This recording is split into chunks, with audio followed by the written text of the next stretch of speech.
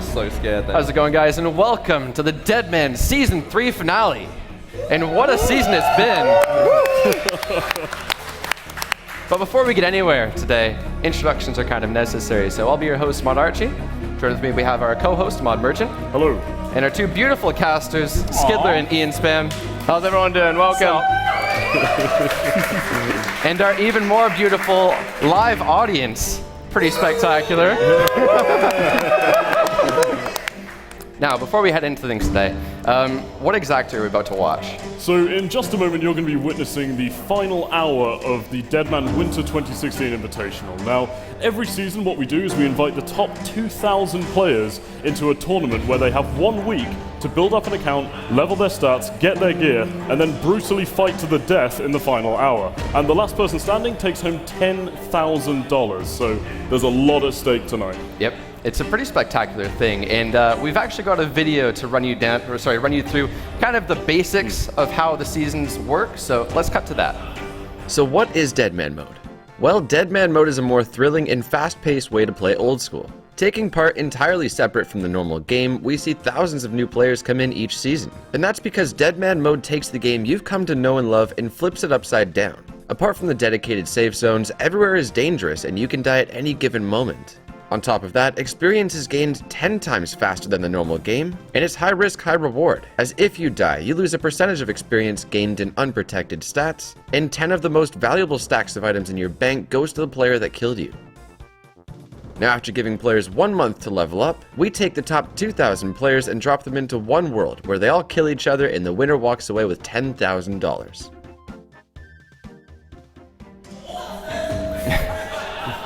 Wow. What a great video that was, a quality video right there. But it didn't go too in-depth, especially with the final hour. You know, there's things like the fog.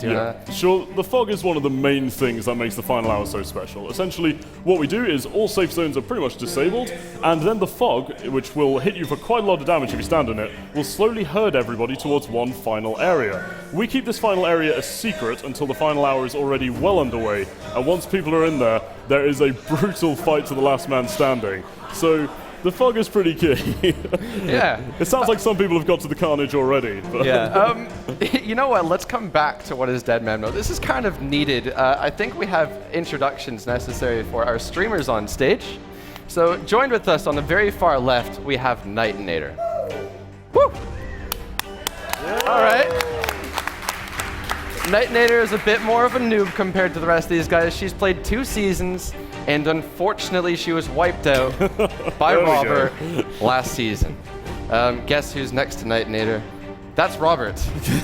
Hey. The tension between those two right now, are they going to kill each other today? We'll find out. It's going to be incredible. Robert, of course, being known in the early days of Deadman for training for really high strength, rushing the DDS, and killing everybody. Although saying that, Chris, this time round he does have Barrage unlocked. He's got some really high-end gear as well, so he's going to be slaying like crazy. I'd like to see what he's going to get up to. In his penguin suit. He is rocking the penguin suit both in real life and in game right now. Very true. I think he's representing his team, Newt of Terror, so beautiful. Good luck to them. Moving along, we have somebody who really doesn't need an introduction, but do you guys want to give us a brief, who is this? So of course we have Bapapti here, who is the king of Donation Man mode, and he's been stacked up with lots of brews, lots of Aram skirts, etc. And hopefully gets taken out by a clan within the first minute or two, but no, he's one to watch, and we'll see how far he gets. Yeah, well, of course what's awesome about this is these guys are all streaming to their own channels, and we can watch everything here, and we can also watch everything from the spectators, which will be jumping around from all 4 of them through the entire it's really great to get some of those different perspectives. Yeah. So. And of course, on the very far right, I believe, is Manked Up Mage, not so much known for streaming, but definitely one of the best Deadman PKers I've ever seen. Yeah, one of my absolute favorite players to watch. When this guy does stream, it is something special. He is a very, very skilled PK player, especially in Deadman mode, so a real treat to have him here. Yeah, definitely a pleasure to have Seb along. According to some behind-the-scenes news, Manked Up Mage is one to look out for. He's got some tricky things up his sleeve this season. So good luck, Seb. Interesting to see what he's going to be doing for this final hour. He's in a very small team. I think it's just like 6 of them, the leg ends. Yeah, normally associated with leg ends. I think they're going a little bit more solo this time. Yep. So it'd be interesting to see the different strats coming out from them. Definitely. That being said, we kind of jumped out of it. So Deadman mode. Now, we have some specifics for this final hour. There are some changes from the last season in particular. Do you happen to remember those? Yes, one of the key ones is that you may have seen in the video of the previous seasons, in the final area, the fog was there, and the fog was kind of doing a little bit more damage than we'd have liked it to, especially in the first season where we saw everybody basically just get blown up by the fog. Decimation. However, this time we're keeping the final area fog free, so what you will see at the end is pretty much a guaranteed fight to the death, and it should be a lot more interesting than just watching people die in the fog. Absolutely. So in the final area, it's going to be a magical barrier. You pass through the barrier. After a certain time period comes down, you will have 20 minutes to fight in this magical portal, by which time there'll be no fog in that portal whatsoever, so you cannot die to the fog. Last man standing wins. But if there are more than one survivors in the portal, then it will come down to the total kills who takes it. Yeah, and that means that there's no hiding in this tournament. Exactly. Like, you get out there and you slay, and if you go for the tie and you haven't been doing that, yeah, you're not going to get it. I personally can't see it coming down to a most kills win situation. I think it's definitely going to be the case that there is a last person standing. What do you think, Ian? Well, obviously beforehand we saw in past seasons, particularly last one, Rot dominated. And they took the win, and one of their members won that. And hopefully this time around we see just lots and lots of chaos happening again, chaos ensuing. Yeah. Maybe some different teams team up together to try and take down Rot. We've got AC, we've got Antiques, Tartar. Yeah, the Lit are in there, very big, yeah. Lots and lots of different clans in here. A lot of solo plays as well. It's going to be just absolute madness at the end, and I don't know, we're going to see what happens. Yeah, and how at the end this barrier is going to be one-way entry. You go in there, that's you're committed to being in the final area. Yep. You can't leave. And I think one of the big strategies that's probably going to differ team to team is when do they go in that final area? Do you go in early, establish a foothold, or do you hold out as long as you can, stock up your supplies, tank as much as you can, and then go in there? Now that's something I was really looking forward to seeing as well, because I'm wondering if when you enter the portal, if there's a clan already standing in, spread out, and they can get a barrage and a chin pulse straight away as soon as people can go in. But will clans be able to keep that organisation that is crucial, that makes them so strong, or will they just fall apart when there's just hundreds and hundreds of people trying to get through that wall at the same time? Yeah. I don't know what's going to happen. We'll have to wait and see. Last season, speaking of which, watching Rot win that last season, Mazar in particular was one of the players we were watching. We were seeing his perspective. He went in with the Ancients. That's pretty brave. Yeah. You're in not very high range defense, obviously. A lot of people like to run in there with Chins. Now, we were just thinking earlier, if you run in with Chins and you hit a pile of people, that might be like 30 to 50 people, and they happen to have auto-retaliate on, you're going to die very quickly. So it's a brave strategy, and I'm really interested to see who's going to run in with Ancients in particular, but the Chins especially. It's just such a blast to watch. There's just so much to watch. We've even seen like a few dark bows coming out. I know Robert's got a dark bow, which is going to be pretty interesting. The dark bow as well, obviously guaranteed an 8-8 hit. If there's a couple of dark bows in the game and a clan can focus one player, just like that. Genuinely, if you want to take out, like you mentioned, Mazar, like, famous PK, a brilliantly skilled player. Yeah. You got a dark bow and you're in a team, you can take down star players like that very easily, and that really takes a big aspect out of the teams. Definitely. If you've, if any of you guys have watched the video, Season 2 Deadman Mode Tournament Final, Rot released their strategy video. It's absolutely fantastic. You actually get to see and understand the coordination, the level of skill that goes into how they PK. Yeah. They're in Anakal teleport spot, so the Greater Demons area, the wilderness, their home ground. The calls were unbelievable. They were like saying, everyone run south in 5 seconds, we're going to cast north and we're going to chin north, like 3, 2, 1, go. And then they're like, everyone run east, we're going to do the exact same to the west in this amount of seconds. They'd count down and they just maximize the damage per second they can do to every other player. So often you only see that outside image of the teams. You see the jokes, you see the attitudes, stuff like that. So to actually get a look into their perspective and see the real strategy and actual skill that's on display is really, really impressive. Yeah, they definitely take it seriously, and it'll be really interesting, especially last season we saw a couple of clans teaming together to try to take them out. Will that happen again this time? Who knows? That being said, we have an interview with the winners of the last season, so we're going to cut to that. Welcome everybody. We are joined with the winner of the previous Deadman tournament, Bogart, as well as the leader of his clan, Rot, Bullerick, is that right? Yeah. What's up, man? Awesome, cool. All right, so quick couple questions for you guys. Firstly, to Bogart, can you take us through your strategy for the final hour? How did you win it? Well, yeah, it's probably best that I answer this because I was on top of this whole thing. Well, the first few days we obviously trained up. We focused on training up. Getting all the items, all the food, and everything we needed to. We had, You know, we had raw scientists, we had raw geologists, economists, engineers. We had everything. We had mathematicians as well. You know, we had everything in place. We figured out everything. What was the best food? What was the most efficient gear that we could buy? The fastest thing. You know. Next thing, once we had all this information, you know, we were able to get spies and clans. What we did with that, you know, is whenever clans said would go PK, you know, try to take over some area, we would go hit them and clear them out completely.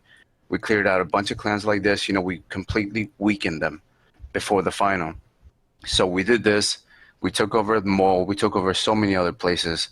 And eventually, you know, it got to the final hour, you know, where we were just way too strong. You know, we had way too many people for them, you know. And that was it, really. You know, that was just like our strategy. It's pretty simple. When you were in the top 10, how much food did you have? Did you know you were going to win it, or what was that like? Well, I mean, I was just trying to remain calm. Yep. I've been in, like, I just, like, looked around for pea pots, like, any food, like, even, like, cake, anything. And then I was trying to do damage to as many people as I can while I was looting supplies. All right, well, you're taking it seriously now. Is it safe to say you're going to be taking the next season just as seriously? I think so. I think so, man. There you have it. That was the interview with Bogart, I believe his name was, of Rot, and the leader of Rot, Bullrick. That was a pretty awesome interview, actually. Yeah. We had it for like 5 minutes. We trimmed it down a little bit, but... Yeah, one of the things he said there, which I found quite interesting, was how they took on little clans throughout the last couple of hours. And AC in particular has a massive run-in, and AC's another massive clan with 50+ members in it, and they decimated them really early on, which just, you know, when you lose so many clan members, you're just such a disadvantage. So this really goes back to what Skidler said earlier, where the coordination in the calls. Honestly, like, if you're interested in seeing it, go and watch their perspective video, because genuinely, you hear, like, it was Barrage West run unbelievable. south, and that's what they're doing. They're picking off the smaller teams that tried to ally against them. Yeah. It's an amazing strategy. But however, like Ian and Connor pointed out earlier, the dark bows being in the game, that's one thing I hadn't actually thought of. The guaranteed 8-8, if they take down the leaders, the callers of Rot, that could completely wipe out their strategy. I mean, their coordination could, you know. There are other clans with amazing coordination too. We mentioned Antiques, we mentioned Tartar as well. These are clans that actually play every single Deadman mode and play the original server, which only has about 100, 200 active members right now. It's a very old server. Every time it comes out, they jump back on that hype.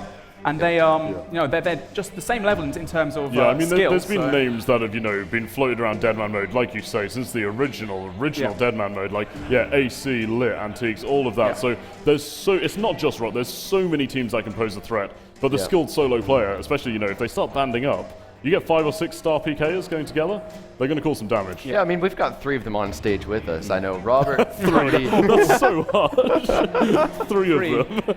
Well, I just said in the interviews or at the beginning, all right, Knight's only played 2 seasons. Have you guys played from the very first get-go as well? Yes, we played from the first well, we've got season, 5 then. Fantastic. Speaking of which, in those clans as well, like Rot, etc., we are going to be jumping across following all of those guys to see just how they get along for this final hour. And I've just actually got word it's finally time to jump into the final hour. So let's do this.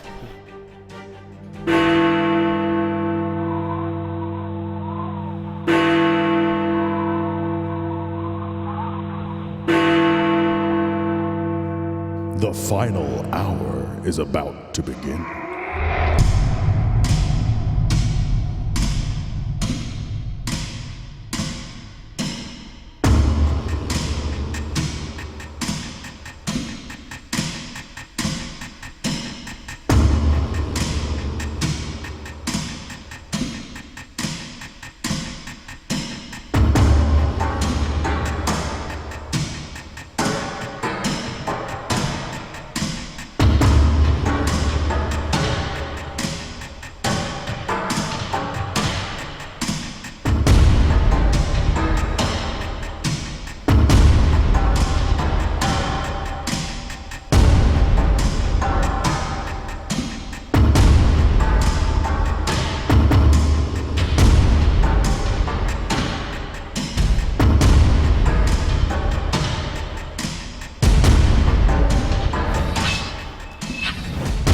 Welcome back, ladies and gentlemen. The final hour is upon us. I'm joined by My good friend Ian, pure spam. Hello everybody, and yeah, we're about to get into action very shortly, but we're all sitting here in these awesome demonic thrones. Clearly our construction level is through the roof. 25 That is such a millipiece. cheesy joke to start with, oh my god.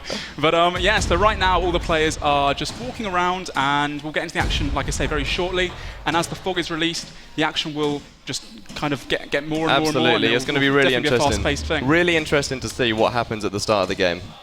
Obviously, the players, Ian and myself, do know where the final area is going to be. We can't reveal that, of course, yet. The players in-game, however, do not. So it's going to be interesting to see what these guys do leading up to that final 20 minutes in the magical portal. Yeah, although saying that, soon, when the fog is released, every single player in the game will be given a tablet, and this tablet gives them a teleportation into somewhere in free-to-play area, as that's where the fog will not be hitting until, like you say, at the end, we get pushed into a very certain area, which is going to be just complete mayhem, similar to last time round, which was Anna Carl. Yeah, and the important thing to note with this teleport tablet is that when you click that teleport tablet, it's not going to teleport you into a specific location that you already know. It's going to put you into a random place in the free-to-play area. That means that, say, every single player from a specific team uses this teleport. You're not obliged to use this, however.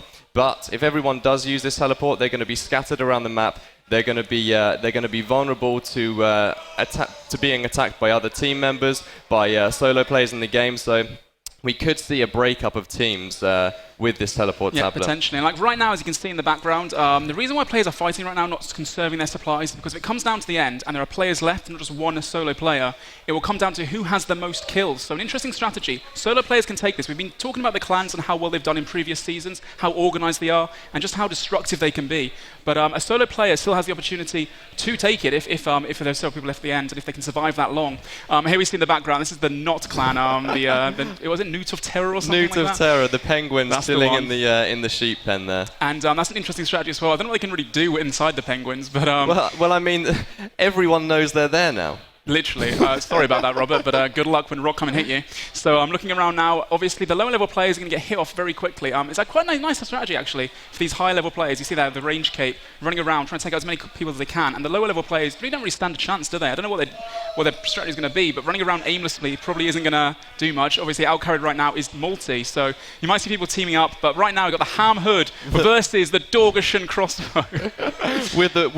Sorry, I can't see from here. What kind of battle axe is that? Top, I'm not too sure. And moving on now, that guy in tank gear looks absolutely savage right now. The DFS. He does. He's got a big following on him. He's got a lot of people following him right there. This might be a clan, but it might be a streamer, I think. I'm not too sure. And I see the top left right now, we've got players remaining lots. Obviously, the tournament's just getting underway right now, so in the next hour, we'll see a lot more people drop off. But for now, just trying to get some kills, etc. And see how far we can make it into the game, really. Lots of people currently crowding around the Alcarid Palace courtyard bazooka. here. Now, that is a multi-area, but unfortunately the bazooka doesn't work as a bazooka does, although that would be very, very powerful. It did just throw a quick missile into the middle and just blow everyone up. But yeah, it would be interesting to see what clan this is right now that are gathering around the courtyard. I'm not too sure. Looking by their gear and stuff, no one's too overpowered. I mean, Rune Armor obviously is pretty standard in the game right now. Black Dragon Hide, Mystics.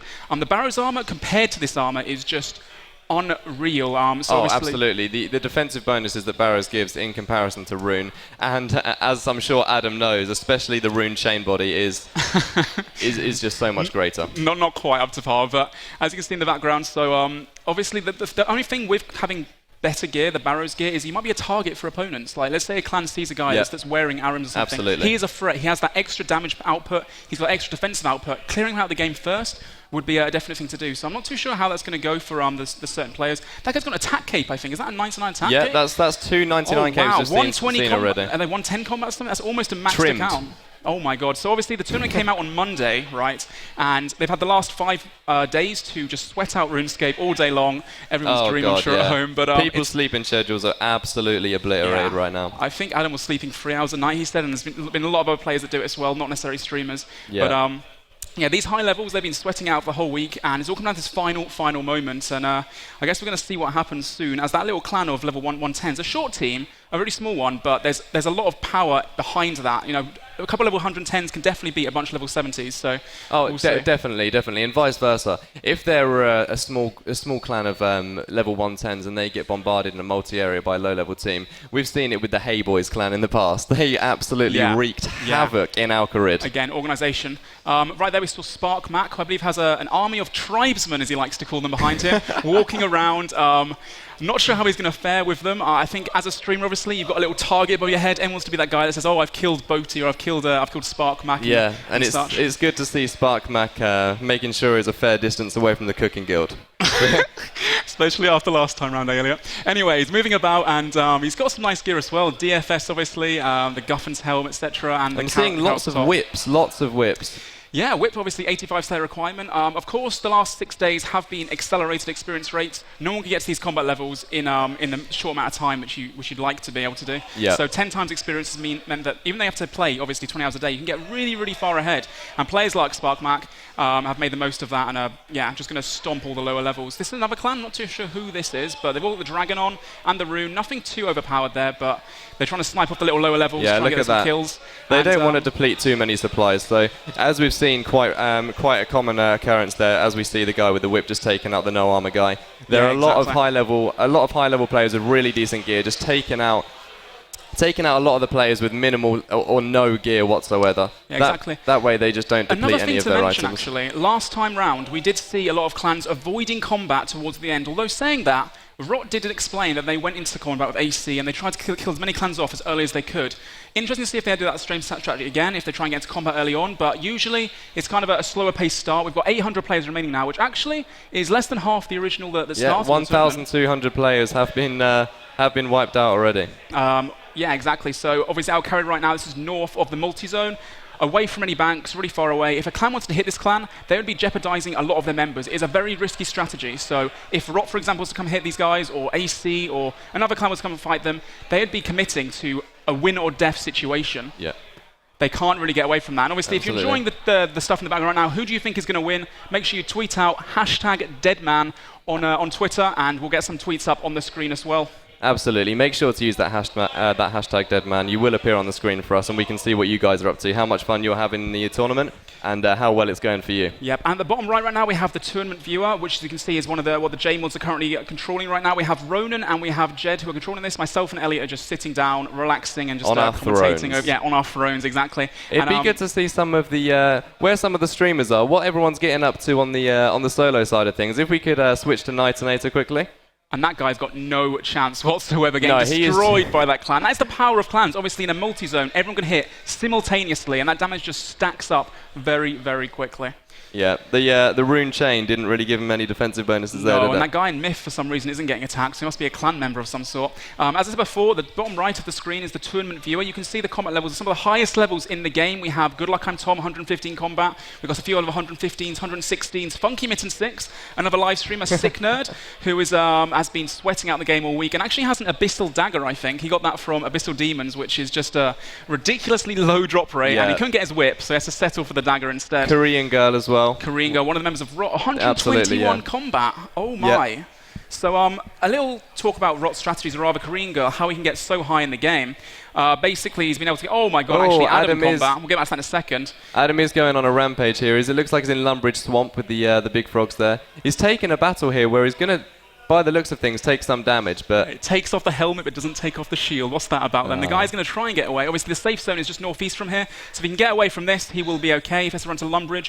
But Adam's got a few more casts available to be able before he can get away properly, and he is fully stacked up on runes, It's good enough, though. I like the Guffin's helm. Interesting choice. If we take a look here, Adam's got Smite up. This guy needs to turn around and unload some specs while Adam's standing next to him. Adam's very vulnerable here with Smite, especially in robes. Can you imagine how mad he would be? He just turned around, G-maul to the forehead, 30 so quickly. Oh, there we go. He finally is changing his prayers now. He's switching from the swipe. Oh no, there was a mistake there from Adam.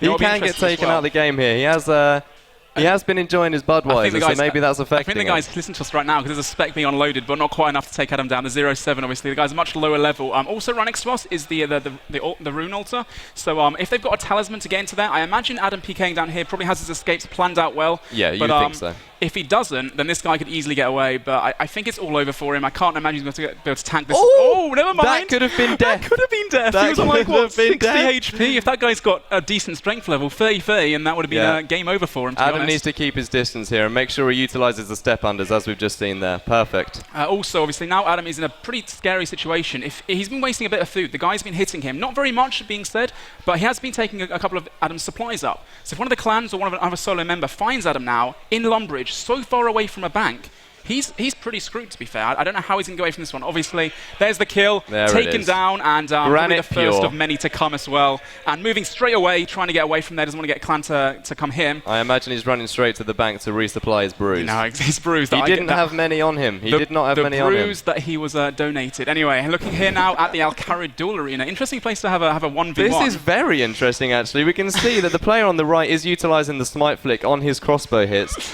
and the player on the left isn't. He's obviously skilled in the last man standing. The Coif versus the Rune Square Shield and Rune Helmet, though. And I think the Rune Helmet guys run out of prayer. I mean, Smite is going to book it, or just want some time to just chill. I think they're just friends, to be honest, and they're just having a great time. For a little duel before the action begins. But the cannon here, and this is a massive if we could get a plan. right click on here and just see how many players we have got death dotted right now. So it looks, a lot of wow. players. I'm not too sure how many exactly. This is AC by the looks of things. We have AC Bank meme in there, unless it's a fake AC member trying to pretend to be them.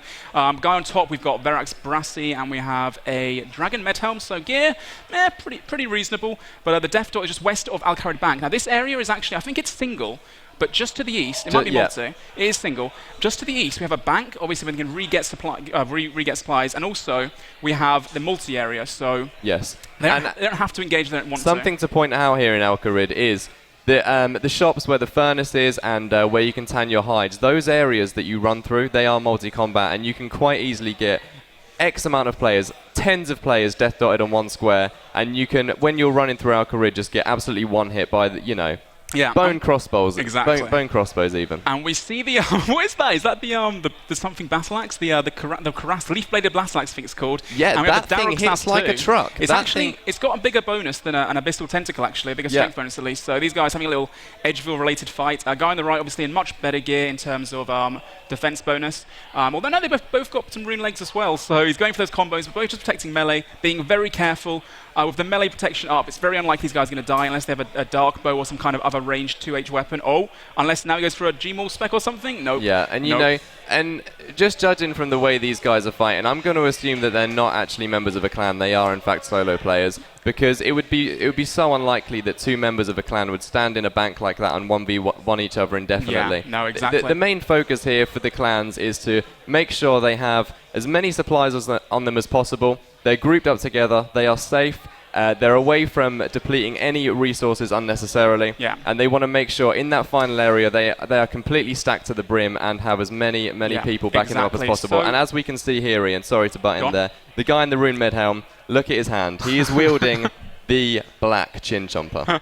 The black chin chompers, obviously, chin chompers in general, red as well, are an item, a ranged weapon, which hits into multi-zone and will hit up to 9 players, I believe, at a time. So if a clan can focus, or even a solo player can focus on a bunch of people at the same time, they can do extraordinary amounts of damage. And obviously, if loads of people are using the black chin chompers, it can just wipe people out very quickly. We saw a clan sitting inside of the Al-Kharid Palace there, and we saw AC, I believe it was, west of the bank. Now, interesting, because they will have known that. They've probably watching the stream. They probably know that the two clans are opposite each other. They've decided not to engage. Yes. Which, interesting move. And I think this, if they were to engage in, I think, in fact, that it would benefit the people inside the Al-Kharid courtyard. To get inside the courtyard, you have to go through a smaller radius of squares, meaning that the people already inside the courtyard could get an enormous barrage pile. Yeah. And like we saw, the people in the courtyard of the Al-Kharid Palace do have both ancients, including barrage, which is obviously an area of effect attack, and the chin chompers, which also has an area of effect attack. And right here, this guy here, look at him, full Darox, defense cape. What is his combat level? He must be a very, very high level whip as well. He is a monster. And, no one is messing with him. Obviously, the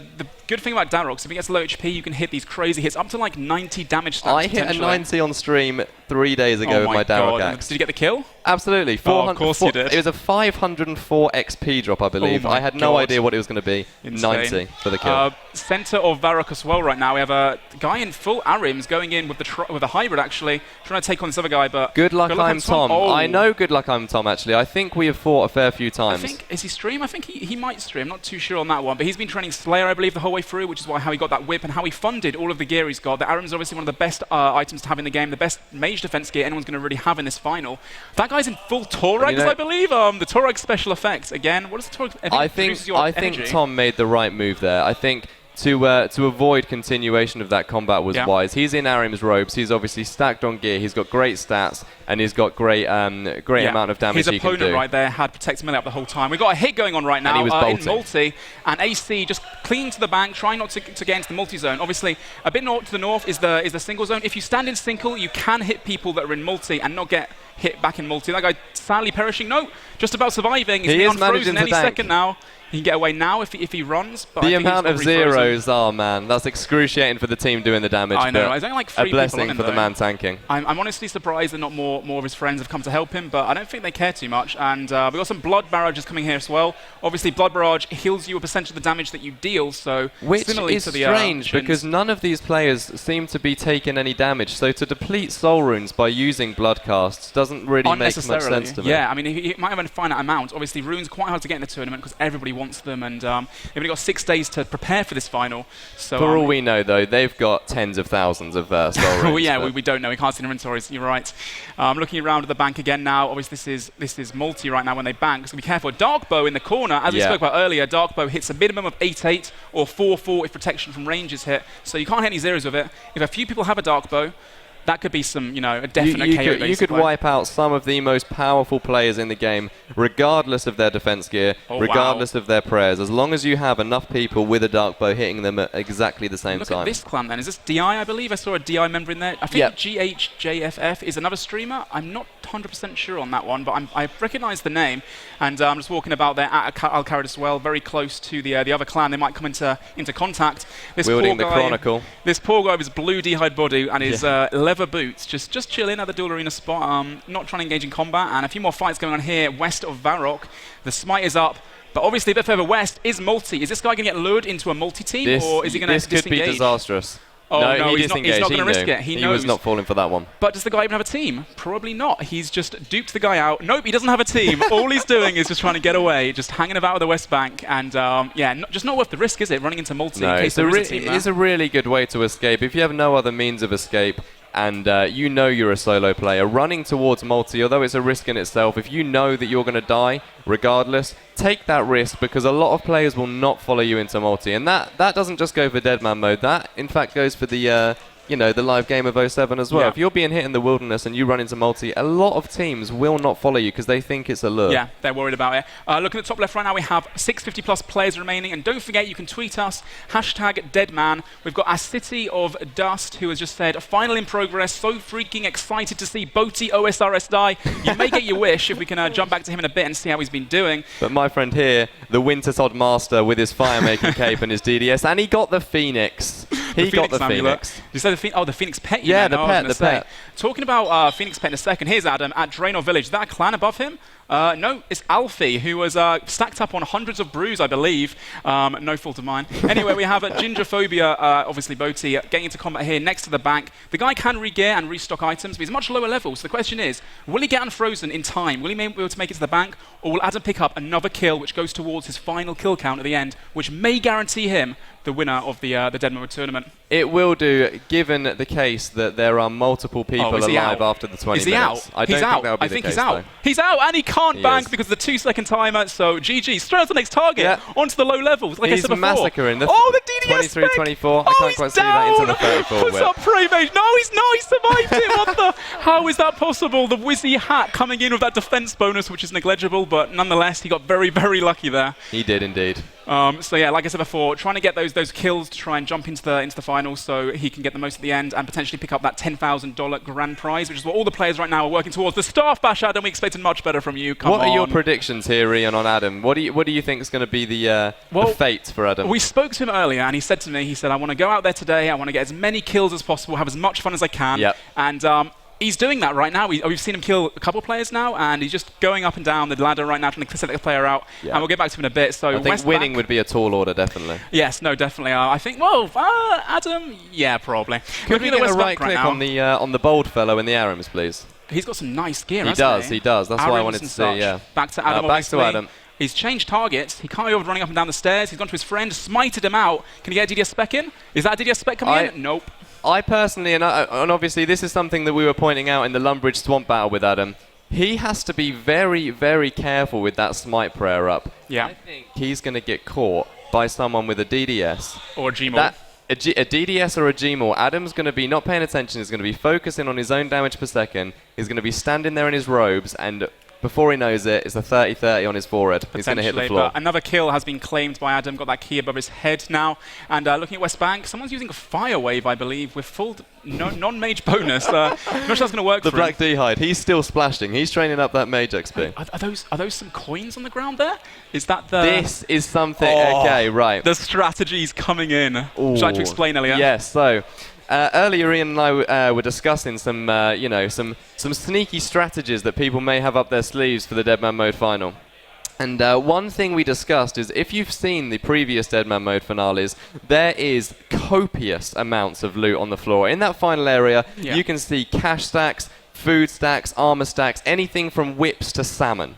And we were talking about the ring. The ring, is it the ring of coin? I think it's the ring forget. of coin. There's also like a bush one, I believe now, and you got the ring of stone as well. Chris Archie's favourite. Yeah.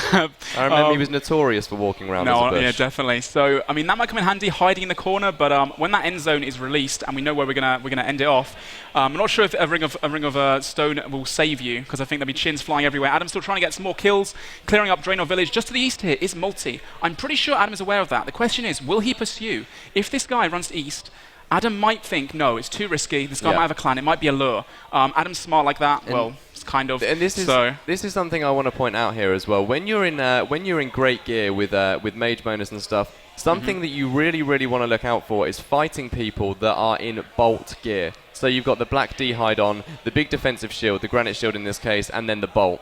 That does an absolutely absurd amount of damage through mage gear. He's being really risky right now, actually. He's not using overhead prayers, as you said before. before. Look at his HP right now. I know. He's got to be at about 65, 70 Like, if this HP. guy's got a Gmaul, he can turn round and he could hit that, even if he had low defense. But never mind, the faking into the ancient staff, into the DDS spec. GG, son. Don't you hate being proven wrong? Oh, I know, right?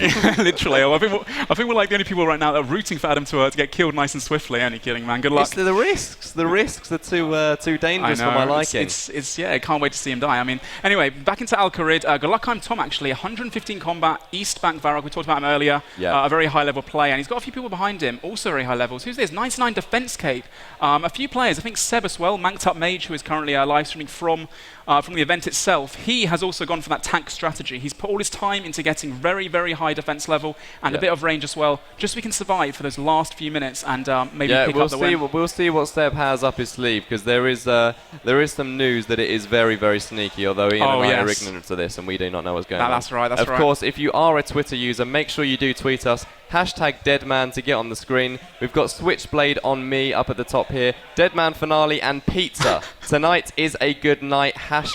#Deadman. Oh, I'm jealous, man. Also, actually, another thing to mention, if you're enjoying the Deadman final right now, or if you think this looks like something you could do, you've played RuneScape in the past, or want to give it a go, the Seasonals gets released as the tournament ends tonight, which will be in the next hour or so. Yeah, and immediately after. As soon as it ends, you can jump into the action. 5 times accelerated experience rates, PvP in most areas. Everyone starts again. The economy is fresh. Everyone's level 3. The race to be the first person to, whether it's high crafting or herb lore, or whether it's to be the first person to get the whip in the game. It is a thrill. It is a lot of adrenaline rush, and join in and play get playing. oldschool.runescape.com, I believe. Yeah, oldschool.runescape.com. And if you are somebody that has previously partaken in the Deadman mode seasonals, or whether it's just the original Deadman, there are a few changes that are very, very significant that have both me and Ian very excited for Season 4.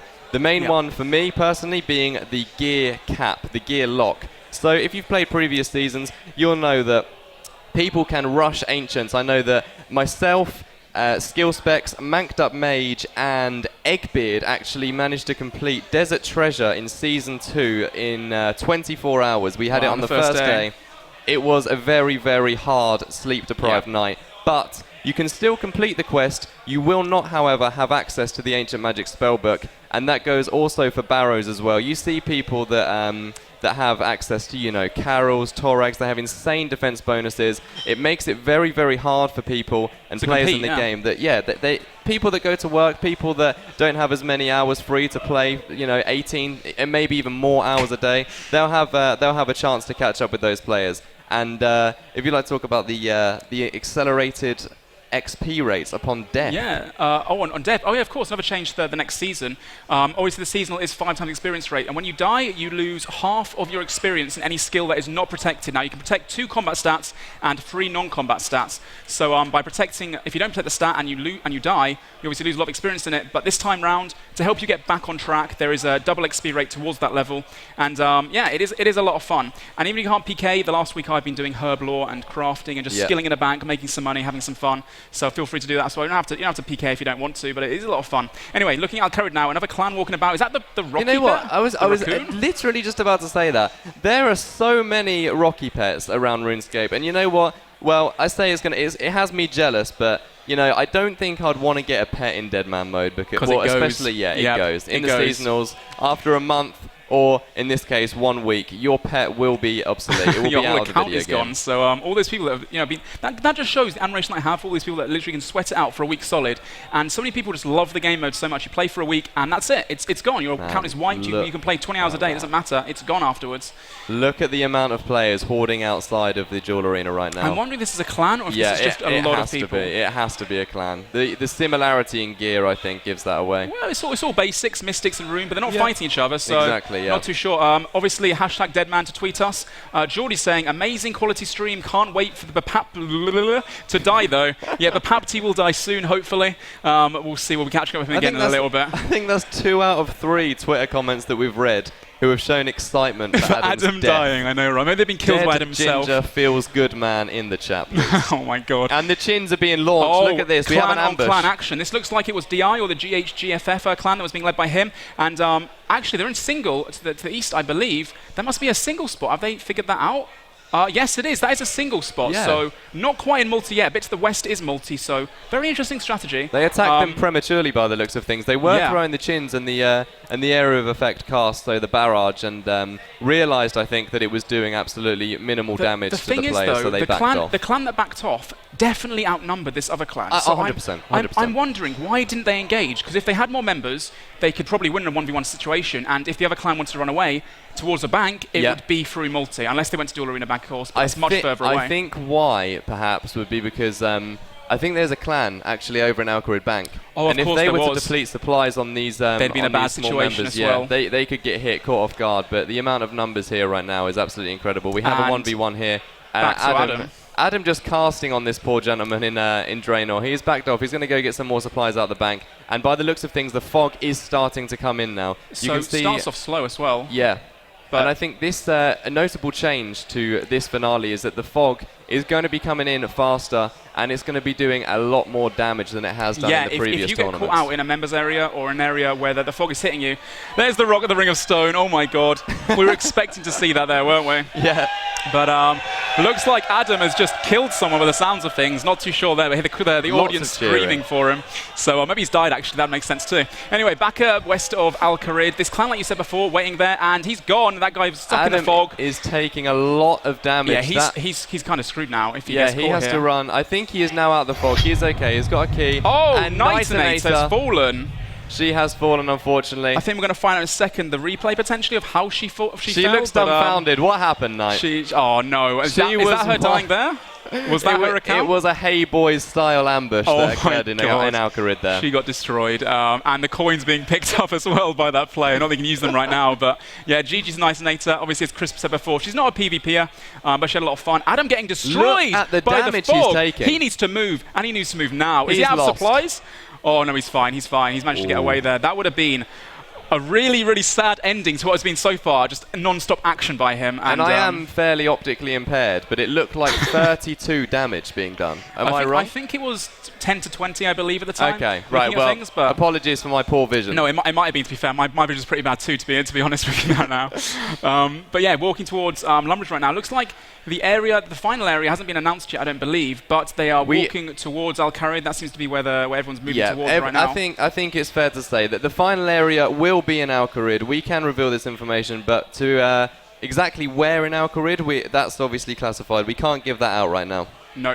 So we've got Dank Memes who's tweeted us saying, watching Mika279 run solo, go Mika. Obviously, there are lots of other streams on right now. We encourage you all to watch them. And obviously, as well, once this tournament ends, season will begin. So there's non-stop action, viewer action for you guys as well to watch. And the start of the game, I think, and the start of the seasonals is one of the most hype moments. You know, it's just so fun. The race, like I said before, the trying to get to be the first person to, I don't know, to get a whip, or even the smaller things, like the first person to finish Tree Gnome Village, which I believe...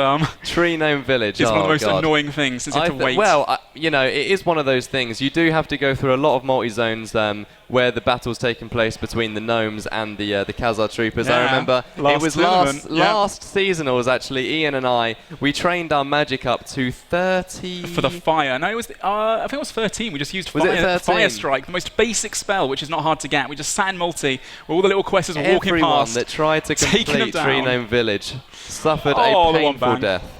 Just like that guy. Yeah, literally. So I'm looking around now still, people in Al-Kharid are swarming around. Another clan to the west, clan inside the palace, and I think there was a clan east as well. Looking at Lumbridge right now, a few fights going on.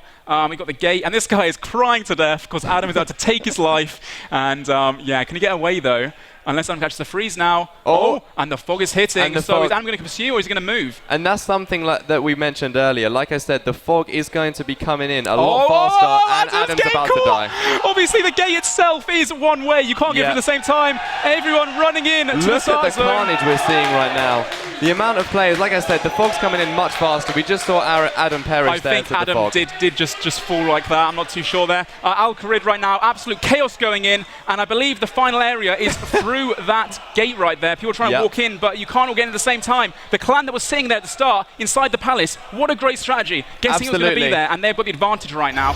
And Absolutely. Boti has indeed fallen. Unfortunate for him, I think he got stuck behind the gate. Left it a little bit too late to start to go to the final area, and just couldn't get through. Too many people trying to get through at the same time. Caught up in those slaying sessions there in very unfortunate for him. And look at this, and this is something we really need to point out here. They've got an enormous barrage pile right at the center of the gate to Al-Kharid Palace. And looks like Robert the Penguin the new clan going down as well. I assume his penguin suit didn't save him. Maybe he was still in the cow fields waiting for the final area to be announced. Not too sure. He probably got stuck by the gate as well. He doesn't look happy, does he? He doesn't look happy, but well played, my friend. Anyway, looking inside the Al-Kharid Palace again. That little area. Look how many people are being frozen. Look at all the chins flying in. It's just complete and utter chaos. We see a few Phoenix necklaces being wielded. Obviously, very interesting strategy as well. Phoenix necklace breaks when you get down to low HP and heals you, so that could be the last little lifeline you have. Yeah, it could be the difference between, it could be the difference between first and second. Literally, in some situations. Yeah, exactly. And a notable thing here is that they are using both barrage and chin chompers. That means that you get frozen in a square, you get in a massive clump. There can be, let's say, for instance, 20 people frozen in a 3x3 area. And if you're having people cast on those with barrage, it doesn't matter if they're protecting mage or range. They're going to be taking full damage from one specific style of combat. Sorry to interrupt, but just look at the loot on the floor. That is everybody's dream. Just walk around and just find whips and everything. And look at these. Look how quickly people are falling. This clan that is protecting the palace right now is doing insanely well at it. Look at the and no one can get just through. flying in. No one can get through. I'm not sure which clan this is that's hiding in there right now, but oh my god. The palace is quite a big area actually. Yes. And it looks like the few players that can get in are just trying to hide inside and hope not to be picked off by the clan. It's also really important to note here that you can see the electricity style barrier that goes between the courtyard to the Al-Kharid Palace. That is accessible. You can choose to go in and out of this. I think for the next 10 minutes, if there should be a countdown on screen. For the next 10 minutes, you can go in and out this at will. However, in the final 20 minutes, once this 10-minute countdown is gone, that will be a one-way entrance. If you're outside of that portal, you will be instantly one-hit by the fog. And players remaining right now, down to 180. Players are falling fast, obviously, as well. The fog is not going to be released into the final area. Whoever is left at the end, if there are more than one players left at the end, it will come down to who has the most kills. Yep. So a solo player could still take this, and that's something not to forget. Outside right now, a few clans being pushed away and trying to get in again. I believe Manked Up Mage has just fallen as well. Seb, his secret strategy, which we didn't find out in the end, wasn't clearly it didn't come very into fruition. secret after all. No, and he's gone now as well. Didn't even make it to the top 100 players there, Seb. Congratulations. On the plus side, he did get into the last streamer alive, which is a feat in itself. Yes, definitely. So I'm looking inside the Alcari Palace right now. We still have lots of chins flying, and the tweet right now from Mr. Jade Wasco himself. A friend of mine, actually. How are you doing, Tyler? Dead Ginger. Hashtag Deadman. Make sure that if you are a Twitter user, you do tweet us.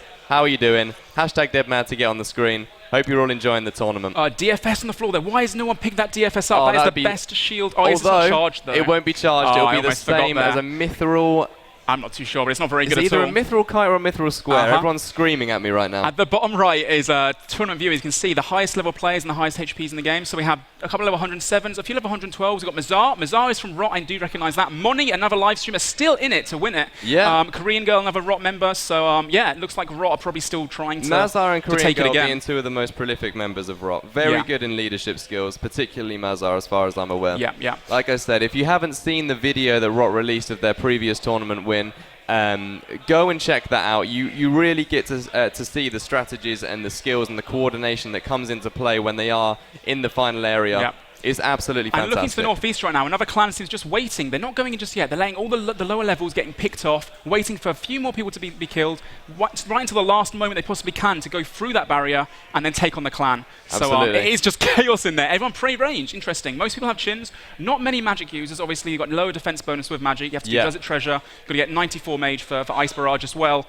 So and but look at this. This is just insane. This strategy here, Ian, like you pointed out, that they're going to go through this portal and they're waiting for everyone else to go through. The only thing this could play detriment to those players. If they wait and they're the last team to go through, and there's another team waiting for them. Exactly. They are going to get is a very, absolutely very decimated. The barrage clump is going to be phenomenal. They're going to get taken down by chins and barrages in a matter of seconds. Yep, definitely. And I'm actually surprised to see so many chins in the game.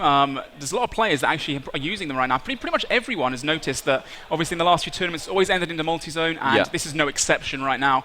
And the reason for that is so that we get this chaos at the end. We get this complete and utter destruction. So I think even if Adam made it into this final area being killed by the fog, he'd probably have fallen pretty much straight away when he got piled. Taking a look at the carnage that's ensuing right now, Ian, it's been about a minute and a half, and we've only seen a decrease in 20 players. So although there is a lot of barrages, a lot of chins flying around, players aren't dying quite as quickly as you'd think they would. I think in the next couple of minutes there are going to be a lot of players that have, I'm just 3-4 for that brews push. left. That push, when that clan just outside of the palace flies through, Yep. it's going to be unreal. Will they get hit? Will they get frozen or get destroyed straight away? Or will they make it through the barrier? Will they push through and push the other clan into this final room and Very interesting to take see. it out? Looking around, we've got a few more people just waiting outside. It looks like a lot of solo players actually in the northwest. Not sure what they're doing, but they're just waiting as well. Inside, obviously, people using single spells rather than the barrage, not trying to kill their own clanmates. That's another thing to mention, actually. Obviously, chins, you can't choose who you hit with the chin chomper. You throw the chin chomper, it hits someone. If someone's next to them, they get hit as well.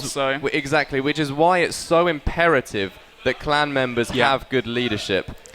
You're going to have clan members on TeamSpeak or Skype with their members, and they're going to be calling locations to run to. So, say for instance, they say everyone run to the southwest corner of the palace and then freeze northeast. Everyone's going to do that. There'll be a timer, they'll count down, everyone will do that simultaneously, and then they'll start casting barrages and throwing chins at the same time. Looking at the high levels again right now at the bottom right, looks like Mazar's still in it, Moni's still in it, Korean Girl is still in it as well. A lot of the high players we talked about earlier, lots of level 100 combat pluses, oh my god. And I believe one of the strategies Rot used was to take Zaya, and obviously Zaya has the sand crab spot. There is only one tournament world. They could hold it down, had a lot of really good bonuses from doing that, being able to train to a very high level very easily. With 10 times, 10 times XP 10 in times the XP, just tournament. rocket up the levels so AFK quickly. training there. Yeah, Very not nice. bad. So looking to the side again, it looks like some of the clans are definitely piling very, very carefully. You see a little man walking around with the strength cape on right now, just getting destroyed. Yep. He's pretty much out of it right now. I don't assume he's going to I tank think so, it. yeah. No, There he's we gone. go. He He's fallen. perished. He has perished. And you see all the clans just moving to the And west look a at little this bit there. guy here, just in the Arims with the Torag's helm, standing there like an absolute warrior. No one dares step to him. No. And if we have a look, everyone on the left-hand side there, the northwest side, has instantly barraged at the same Look same at time. that Pardon barrier me. like we said before. Someone tries to get out or get in, and Yeah. bam, you're just dead straight away. I'm actually surprised that the clan's not cleared everyone out in the center right now. We're almost down to the last 100 players left, so this push is going to happen any second now. Really, really smart play by the clan at the northeast right now, because obviously they've saved so many supplies. The clan in the middle that have been destroying all the other players, they are low. They've not been able to bank. They can't bank. So the few that are left, I don't know. Are they able to take the other people on? I'm not too sure. They've saved a lot of supplies, but, you know, like we said, if these players on the outside here go through the portal, they force themselves into a position whereby they can get frozen on the exact same square.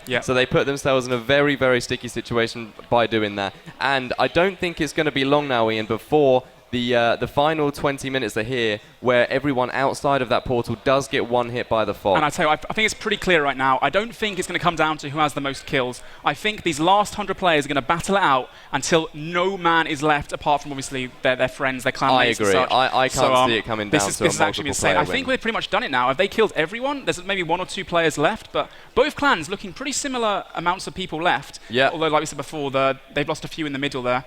And is that it? Is it now clan versus clan? It may well be. I think it is, and obviously they have the advantage of being able to defend the base. This is a classic clan fight, to be honest. When people normally arrange these in the wilderness, they do say, I'll defend this spot or I'll attack this spot. Yeah. And this is no different, so we're going to see... The only difference being is they can see each other at this point, and they're protected only by an electrical barrier. Yeah. I'm surprised Normally there would be a lure of some sort. Looks like a few people left, just taking people out one by one. And when is this push going to happen? There's like no one left. I think the few solo players that are here are just trying to be sneaky, trying to blend in with the clan, not get into combat and be like, you know what, I'm part of this clan. Yeah, I'm definitely part of this clan, hiding in the corner, you know? yeah, a good way to go. But as you can see, a lot of the players here, you can't see any barrages being casted. You can't see any chins being thrown. We can only see single-way spells. That's the blitz spell being casted by the gentleman in the Thorax helmet over there. They're making sure that they're not hitting any of their other clanmates. So it's safe to assume that there are very, very few solo players standing in the courtyard there's a few to the west, just outside the courtyard. And the question is, what will happen if these two clans fight each other and both lose similar amounts of players? Can a solo player fly in with a full inventory of brews and just take it? You never know. That could happen. Never know. It happened last time. It could That's happen. What happened last time, or was it last time? The time before that? It was the time before that on Codeine. Yes. Barbarian Village final. He just hid in the corner and Rock just destroyed everyone. Very unfortunate for Rock. Very unfortunate. And then flew in and took the win like we saw last time. Anyway, so these clans at the top northeast right now trying to take care of those solo players just so that doesn't happen again, as we can see. What are your predictions here, Ian? Like we said before, that we've got the people in the centre here in the courtyard. They're low on supplies. They have been engaging in combat. They have been taking damage and they've been using up their supplies, runes, etc. We've got the clan on the outside. They haven't had to take any battles with anyone, so they're full on supplies, but they do suffer the chances of going in and being frozen on the spot. I'm trying to think right now. How can you prevent that? How do you send only a few people in first and then send the rest in? I mean, you're just rushing together, and I mean, when that happens, the chaos that occurs with it as well. How can you call out what to do if you're just getting destroyed? So I personally think that the people outside of the courtyard, when they go in, they're going to get absolutely devastated. I'm going to say the contrary. I can see that people in the northeast, they're all in very, very high gear right now. We see people in Arims obviously using Blood Barrage or using Ice Barrage. And the people inside right now, the team inside, they're pushing right now. I think they're going for a push.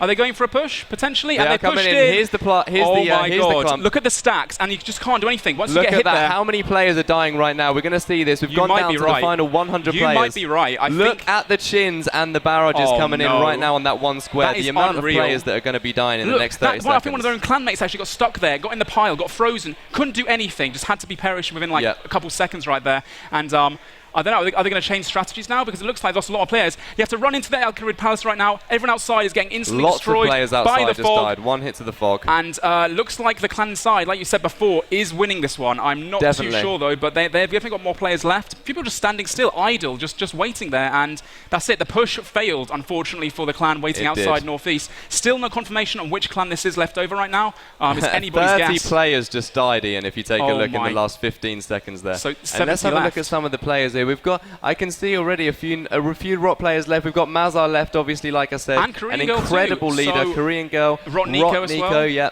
It looks like Rot might have been the ones that were inside again then, trying to take their second win potentially. But I'm just cleaning up the last few players right now, and look at that guy with the little, what is that? Is that a myth? No, it's an iron plate body Look G. at this guy not the here. Best, not Look the at best. this guy just standing dancing. He's like, you know what, we accept it, we've won now, no one's going to take us out, but... The arrogance. Look at this, they're literally just standing still, not even getting in combat. They're No. just thinking to themselves, you know what, let everyone else do it, I can just sit here, I've won, I've claimed my win right now, go on, just finish the rest of the guys off, but... Yeah, it looks like the game is pretty much coming to an end. Just to mention again, once this tournament does end, and once we do announce the winner, seasonals do go live. So hop straight onto the game right there when that does happen, and you can get involved in the action. And we will start from level 3, obviously. Oh, look at that bang! That guy got destroyed right there. If you are completely new to Deadman, the concept is basically when you're roaming around the game. If you've played RuneScape in the past, maybe you've grown up with RuneScape. Oh, sorry to interrupt, but look at that stack right there in the northwest. In the northwest Everyone putting corner retribution up. Yeah. I think it's the final clan. This clan has won, and they are now suiciding on their own members to leave one player standing, their leader potentially, or someone they trust, I guess, to split the prize money. We need to keep a close eye on the players down on the right-hand side here. I can no longer see Mazar on that list. I don't know if that's just because he's below in the list now or if he's actually been taken out. That would be surprising, definitely be surprising, but like we said, it is a multi-zone area. If we've got an opposing clan that just call that name out, they can pile him absolutely instantly and take him out probably in almost one tick. I think it is the same clan left right now, just slowly destroying each other. Yep. Less than 25 players remain right now, and the game is coming to a close. Obviously, this tournament was for $10,000, the grand prize.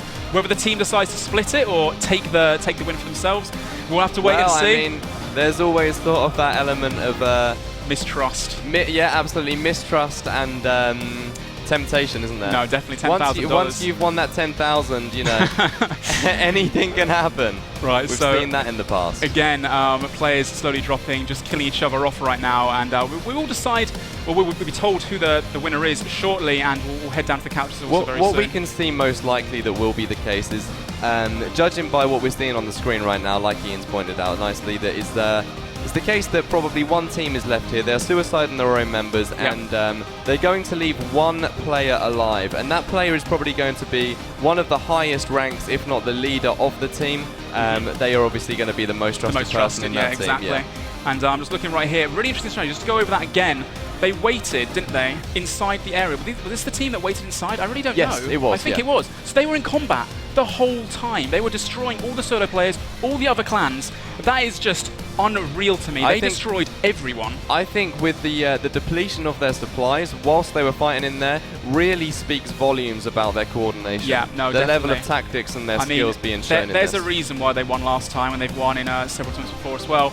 And also a reason why they've taken other awards as well from Jagex. They've won certain tournaments, clan cups and such. Yeah. And only 9 players remaining right now, or 8 rather. There we go. Going down very, very quickly. And yeah, I think it's pretty much guaranteed. Now this is most likely going to be Rot. And I wonder who's going to be the winner. Who is going to take the 10,000 home, and is he going to split it with the other people? Yeah. A nice little $10 split. No, I'm just kidding. Anyway, looking inside the Alcarid Palace right now. Anyway, as we said before, last few people left. Who is going to win? Who's your money on, Elliot? My money right now, just taking a look on the right-hand side, honestly, I wouldn't be able to give you an educated guess on that. A lot of these names here, I imagine they are Rot members. I can also imagine that there's been a lot of double name changes for this tournament. This whole clan, look who's left. All level 90 plus combat, just goes to show the dedication they put in over the week. I mean, yeah, 90 combat's not 120, but it still takes a lot of time to get to that level. Absolutely. Regardless. And just looking the right amount now, of hours that you do have to put in for that is look at them taking off their armor as well, just letting them kill each other. And retribution is up, obviously. Last player is going to die, and looks like the guy in the strength cape, level 120 combat potentially, might be the one to take this. I think Daddy Sharks potentially, if he's going to be the last one left. The rest are just fighting away. And yeah, what was your favourite moment about that little ending there, mate? My favourite moment about that ending was the prediction of the players waiting just outside of the palace in the northeast area. They waited for the players inside, obviously, and their tactic in that situation was to go in afterwards and hopefully take them on an ambush. However, that did. Wait, was that guy hiding in the backfire. corner? Was that guy hiding in the corner? I don't think I'm not So too sure. looking at the mini-map, there were I was no going to white say, dots imagine around. him just hiding right until the end and now getting piled. The ring of coin coming into play. Here. I Can know, you literally imagine? just hiding underneath all the piles of loot. I'm sure after the on-coding win, players are going to be a lot more thorough this time around. No, definitely. And just to reiterate again, once this tournament ends, the next season begins immediately. So if you have a members account, you can log in, you can jump straight into the action as a level 3, 5 times accelerated experience rates, and you too, if you get into the top 2,000, can be in this position, witness this absolute massacre, and maybe even take home $10,000 yourself. That would be nice, wouldn't it? Not too bad. Anyway, looking right now, we have, it looks like 3 players left or 2 players left. 1 versus 1. It's going to be a 1v1. Oh, if only they had Darox or something like that. I think they're going to fight fairly. No overhead. It would be good to see. Versus 2 players remaining. Snaggleegg, I believe. I think the man on the left's name. going to win. Judging by his gear, he has the advantage here. I mean, Although they're both player on very the right similar has combat the, levels. 104 combat versus 118. Do they have special attack weapons? Most clans Will don't. the pink boots prevail, Ian? Nah, I don't think so, mate. Oh, there's 2 underneath. Or is that just 1? I think it's 1. No, it is so, just 2 players. They are eating all their supplies left until the end. They're gonna go for the honourable death match, and yeah, good luck to either side. Rot, Nico, and once again my vision. Yeah, I know, I can't remember quite either. 180 combat versus 104 combat. Both very similar stats, very similar gear. They've both got the Darox and the Verax on right now. The Carol's top. So I mean, who's gonna win this? I honestly have no idea. There's really loot on the ground too, isn't there? Yeah, this is anyone's game here. This fight right now just comes down to how much food and who gets the better RNG, I think the 99 Strength Cape has given up, saving us having to talk for several minutes about what's going on, so thank you for that. 99 Strength Cape taking all his armor off and forfeiting to the pink boots and the pink cape, like you said, so... Kappa Pride. Not too bad, not too bad. Skeng Rat in the top corner has just been moved over by Saber6, Erin. The Hunger Games RuneScape edition, #Deadman. Thank you very much, Literally. Ian? Erin, my bad. Erin, yeah, thank you. Like we said before, guys, what are your favourite moments? Tweet at us, #Deadman on Twitter, and we can grab a few more of those before the final ends, potentially. But no, it's over. Looks like Rot Nico is going to be the one who takes it, and we're going to go to Adjudicator shortly and find out exactly who won.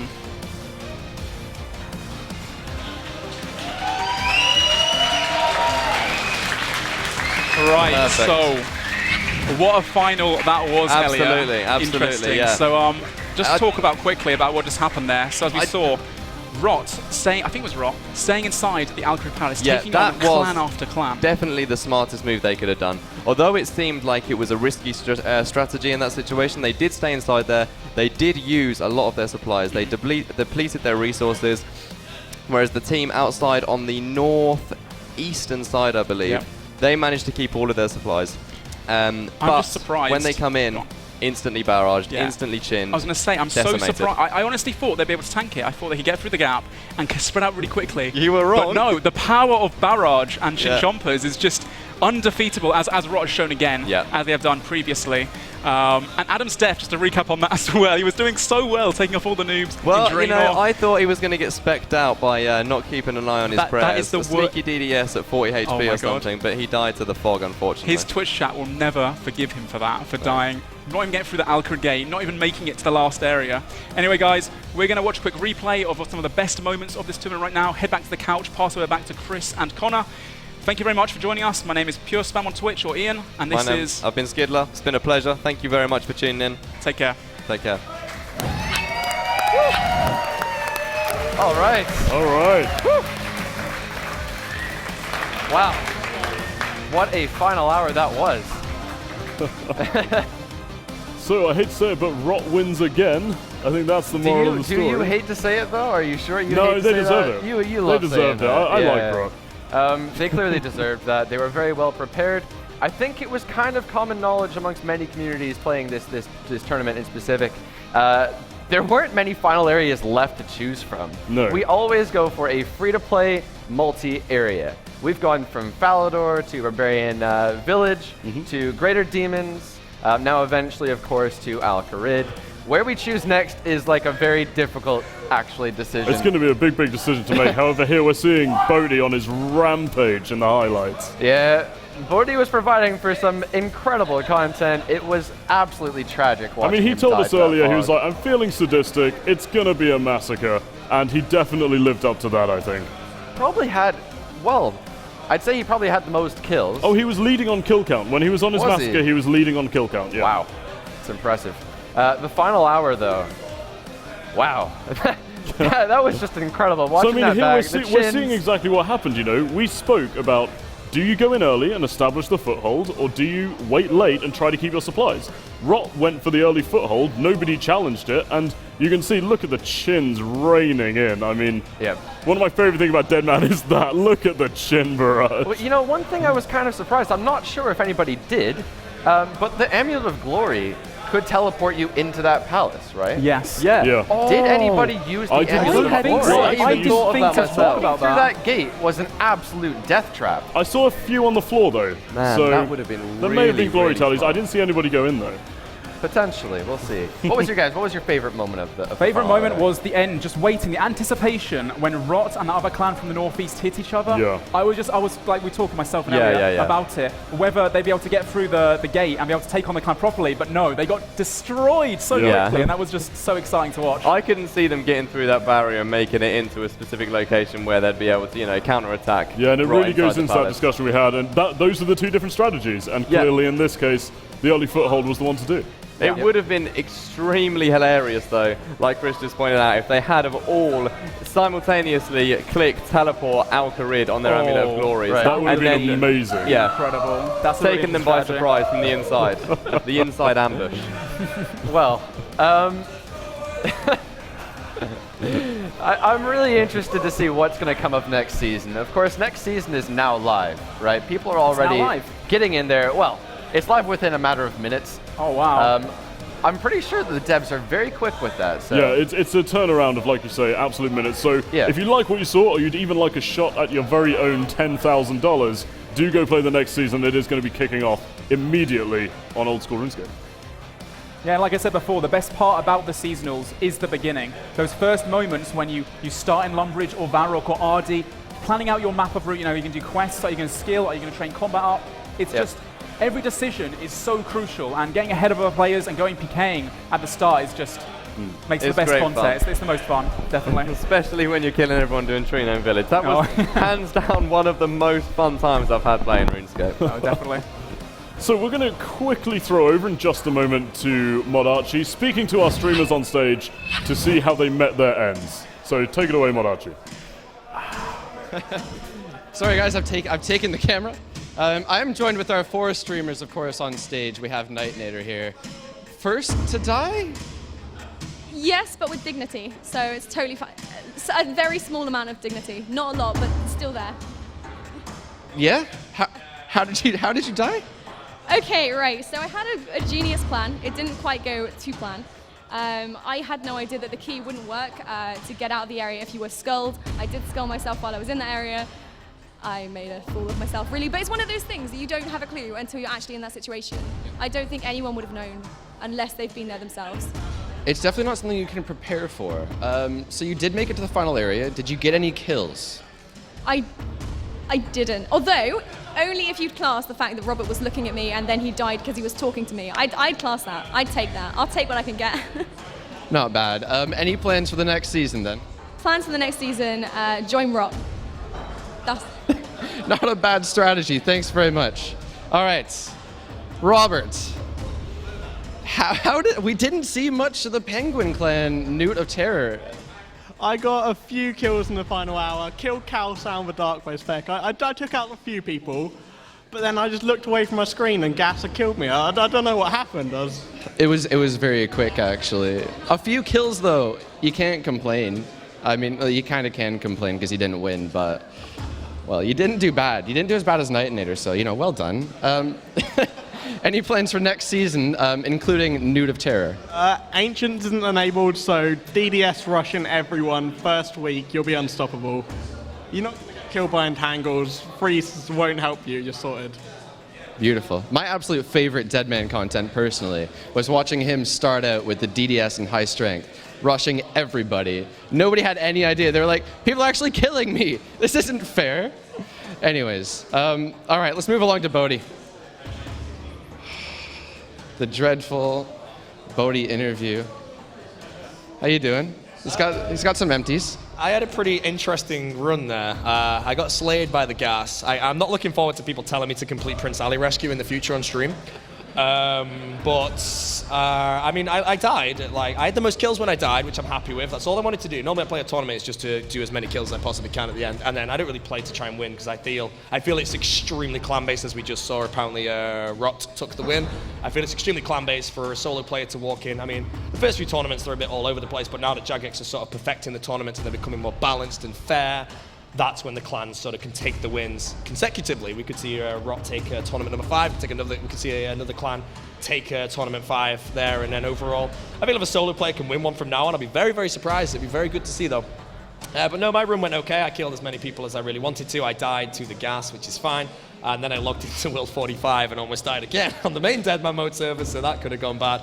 But no, overall, I'm happy with the performance. I didn't die first. I didn't get granite mauled out by anybody, so if I died to gas rather than a player, I feel that's better than me getting G-mauled out by a player overall. So no, I'm happy with the tournament run overall, and I'm very much looking forward to my sleep tonight because I've slept about 26 hours over the past 6 days, so it was worth it. Let's put it down. Well, unfortunately for you, it's an open bar, so we'll see how long you last tonight. When are you starting the next season then? Is that an immediate thing, or? I'll be about 13 hours late to next season. I'm going to take a different strategy and sort of make money early, but build myself stats to defend myself. So if you get that one guy who comes with a DDS to try and spec me out, I can kill him. And then, assuming I play around 19 hours a day again for like 2 days or something to sort of catch up, I plan to play this tournament more, I'm going to use the word sadistically. Normally I play and train for hours to get really good stats. I don't really care. I'm happy to die. With a 10x experience rate to recover the stats you've lost, I'm happy to go on PK with like base build and just kill lower levels and then get killed by the highest levels in the game. So this tournament should be quite fun. Sorry, this seasonal should be quite fun. Be a bit late to it, but I can catch up I think in about 2 days of sacrificing a bit of sleep, and then I'll be good to go. All right.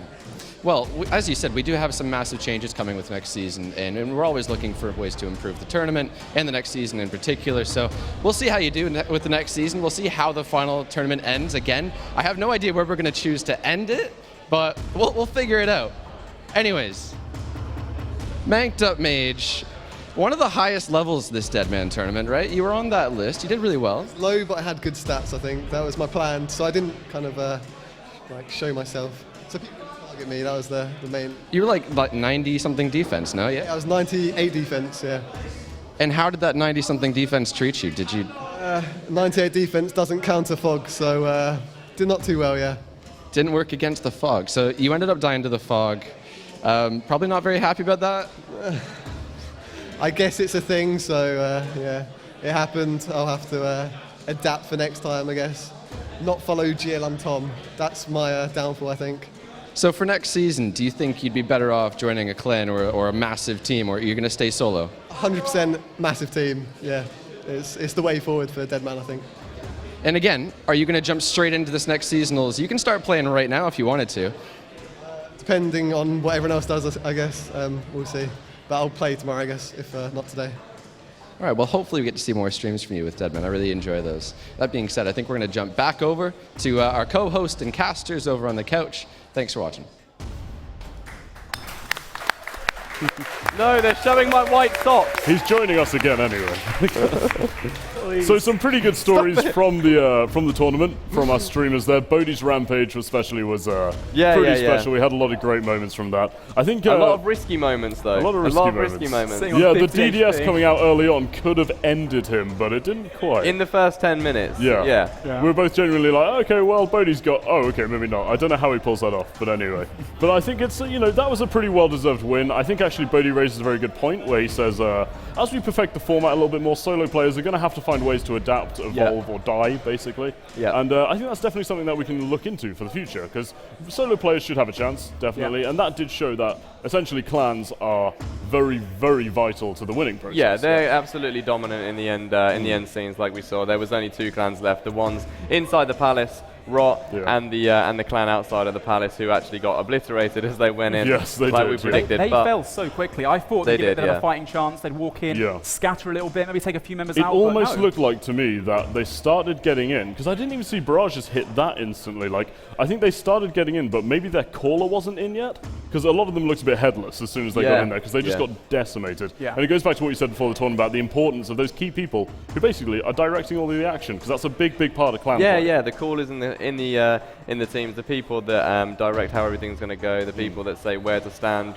when to do what, and how to do everything perfectly synchronized. So yeah, it's definitely a key aspect of the game and the winning end of the tournament. But like you said, making it more viable for single players to win without having to, just hide and get lucky in that respect, like Oncoding did in the Barbarian Village.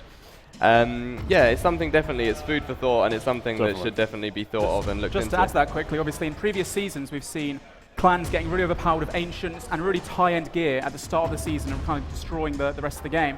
But this time round, or rather this season round, we have Ancients locked for the first week, we have Barrows locked for the first 2 weeks. So even though these clans might, be really, really powerful in numbers, they're not going to be too powerful as individual players. Yeah, so and that's something that, if it's successful and if it gets a positive reception, which I'd hazard to guess at saying it will, because I actually think it's a really good mechanic. That's something we that could even I've extend it to things like to. lava dragons, because I know they're a huge source of income for clans and everything. Yeah. So yeah, there's all sorts of things that we could do with that. So I'm really, really hopeful, especially for the future. I mean, I think that was an excellent showing. I don't want to take away from Rot's victory, because that was an excellent showing of clan coordination, and I think actually it's nice to see that the decisions we've already made are hopefully going to have a really positive impact on the tournament. So awesome to see. To recap, we saw Rot head to the Alcarid Palace very early, and they held their ground through everybody coming through that gate. Every other team, every other little group of players, every other single player, everybody ran at them, and they took them all out with several people left.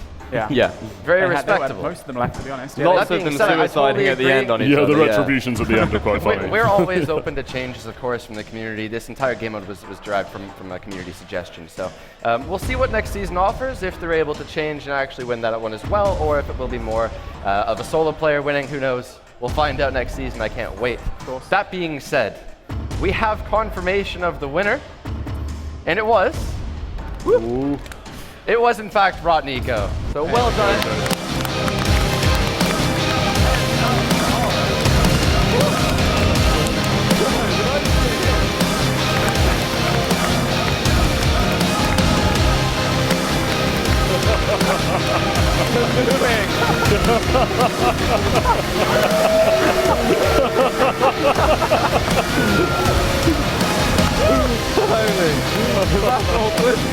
Oh man, there we go.